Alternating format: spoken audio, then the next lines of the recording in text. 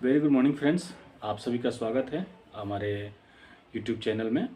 और बहुत धन्यवाद देना चाहता हूं आप सभी का जिन्होंने हमारे चैनल को सब्सक्राइब किया। और चैनल धीरे धीरे आपके चाहने वालों की संख्या बढ़ती जा रही है। और इससे इससे हमें एक मोटिवेशन मिलता है और एक प्रेरणा मिलती है। और सबसे ज़्यादा मुझे ये महसूस हो रहा है कि समाज को, हमारे अपने लोगों को लॉ के बारे में और जो समाज की जो मुख्य धारा की जो चीज़ें हो रही है, घटनाएं हो रही है, उसके बारे में जानने का इंटरेस्ट है।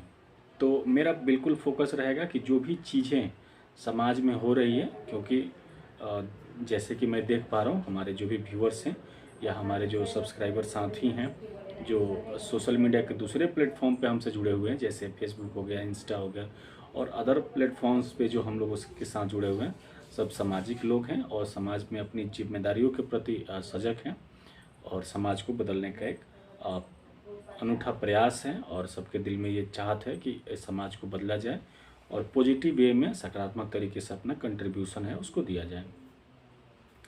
तो पुनः एक बार आभार, धन्यवाद आप सभी का। और इस वीडियो में हम लोग डिस्कस करेंगे, इसमें एडवोकेट एक्ट 1961 के बारे में एक डिस्कशन है। उसमें डिस्क्राइब किया गया है जो हमारे प्रैक्टिसिंग एडवोकेट होते हैं, जो हम लोग रेगुलर जो लोग प्रैक्टिस में हैं, उनके लिए कुछ नियम कानून, कुछ शर्तें, कुछ उनकी ड्यूटी, कुछ कर्तव्य, कुछ जिम्मेवारियां और कुछ उनके अधिकार दिए गए हैं।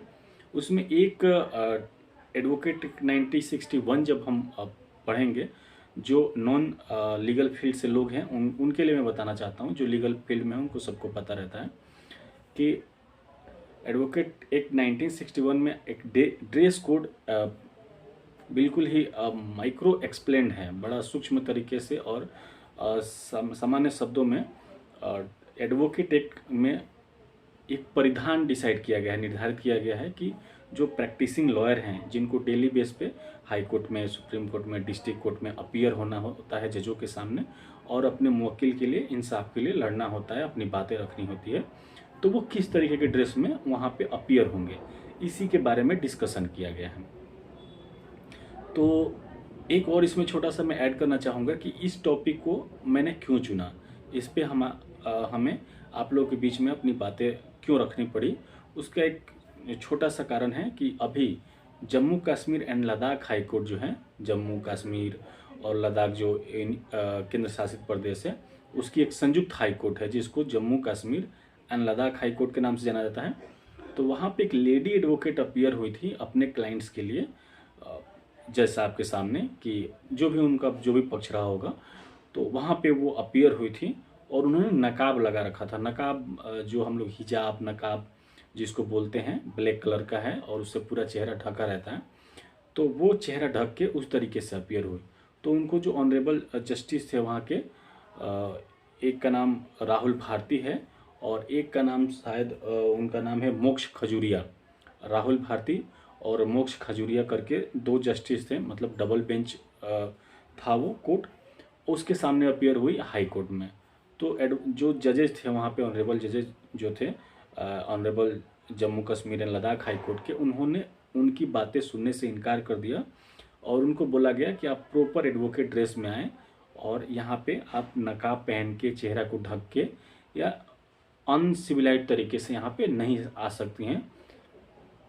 आप वेल ड्रेस होके आएंगी तभी आपके मामले को सुना जाएगा।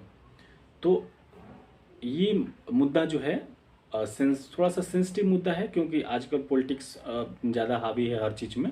तो किसी भी चीज़ को धर्म से और राजनीति से जोड़ दिया जा रहा है। और मुझे जहाँ तक मैंने ऑब्जर्व किया कि वो जो मोहतरमा है, जो एडवोकेट है लेडी, और जो चेहरा ढक के गई थी हिजाब या नकाब डाल के, तो उनका भी कुछ इंटेंशन था, उनका उद्देश्य था, वो अपने मुवक्किल के लिए न्याय न मांग के कुछ अन्य चीज़, अपना एजेंडा लेके गई थी, जो कि गलत है। आप न्यायालय में जब जाते हैं, आप गाउन डालते हैं, काला कोट पहनते हैं और आप एडवोकेट हैं, तो आप सिर्फ एडवोकेट हैं, ना आप हिंदू हैं, ना मुस्लिम हैं, ना सिख हैं, ना ईसाई हैं, ना पारसी हैं, ना बौद्ध हैं। आपको सिर्फ आपके क्लाइंट्स के अधिकारों की रक्षा करनी है। आपके जो क्लाइंट्स हैं उनके साथ जो अन्याय हुआ है उसके लिए आपको लड़ना है, उनको न्याय दिलवाना है। तो इस मानसिकता को साइड में रखना चाहिए। कोर्ट के अंदर हिंदू, मुस्लिम या कोई जात पात नहीं करना होता है। और हमें अपने क्लाइंट्स के लिए, मुवक्किल के लिए लड़ना होता है, जस्टिस के लिए लड़ना होता है। उसके लिए हमें लॉ की नॉलेज होती है, और एक जो होता है कोर्ट का जो डेकोरम होता है, जो डिग्निटी होती है, उसको मेंटेन करना होता है कि कोर्ट में क्या ड्रेस पहनना है, जजेस से कैसे बात करनी है, क्लाइंट से कैसे बात करनी है, कोर्ट प्रीमाइसिस के अंदर जो कर्मचारी हैं उन लोगों के साथ कैसे व्यवहार करना है, जो रजिस्ट्रार हैं उनके साथ, सिक्योरिटी पर्सनल हैं उनके साथ क्या व्यवहार करना है। इस चीज़ का एक मोरल कोड ऑफ कंडक्ट होता है, एक एथिक्स होता है, इसको हमें फॉलो करना होता है। तो मैं लास्ट में आपको ये बताना चाहूँगा कि एडवोकेट एक्ट के अंदर जो प्रिस्क्राइब किया गया है ड्रेस है, जो एक्सप्लेन ड्रेस है, वो मेंस एडवोकेट के लिए पैंट, शर्ट और ऊपर से कोट, और हाई कोर्ट और सुप्रीम कोर्ट में अगर आप अपीयर हो रहे हैं तो एक ब्लैक गाउन होता है बड़ा सा, वो गाउन आपको डालना होता है, प्लस एक नेक टाई लगानी होती है, एक छोटी सी वाइट कलर की टाई होती है, बेंड होता है। अगर आप हाई कोर्ट या सुप्रीम कोर्ट में अपीयर होते हैं तो आपको मैंडेटरी है कि आपको बैंड लगाना है वाइट कलर का। और इन केस अगर आप डिस्ट्रिक्ट कोर्ट में अपीयर हो रहे हैं तो वहाँ पे ब्लैक टाई का आप यूज कर सकते हैं, वो आपको छूट है, वहाँ पे आपकी मर्जी है, आप वाइट नेक टाई भी पहन सकते हैं और ब्लैक टाई भी पहन सकते हैं। जो लेडी एडवोकेट हैं वो साड़ी, सिंपली साड़ी पहन सकती हैं, और एक उनका जो ऊपर का जो ड्रेस होता है उसमें एक उनको टाई लगाना होता है, वाइट कलर का जो हमारा बैंड होता है वो लगाना होता है। जो सूट पहनती हैं यंग लेडी, उनको सूट भी अलाउड है, वो भी वाइट एंड ब्लैक पहन के उसके ऊपर कोट डाल के, और उनको भी नेक टाई लगाना होता है। और अगर हाई कोर्ट में अपीयर हो रही हैं तो वहाँ पे उनको गाउन डालना होता है, गाउन पहनना होता है। एक होते हैं सीनियर एडवोकेट। सीनियर एडवोकेट के बारे में एक मिसकंसेप्शन में अलग से एक दूसरा वीडियो ले आऊँगा उसके ऊपर। फिलहाल के मैं एक छोटा सा हिंट देता हूँ कि जो सीनियर एडवोकेट होते हैं, मतलब जो हर बुजुर्ग उम्र में बड़ा दिखता है, जो लोग दिखते हैं एडवोकेट के प्रोफेशन में, वो सारे लोग सीनियर एडवोकेट नहीं होते हैं।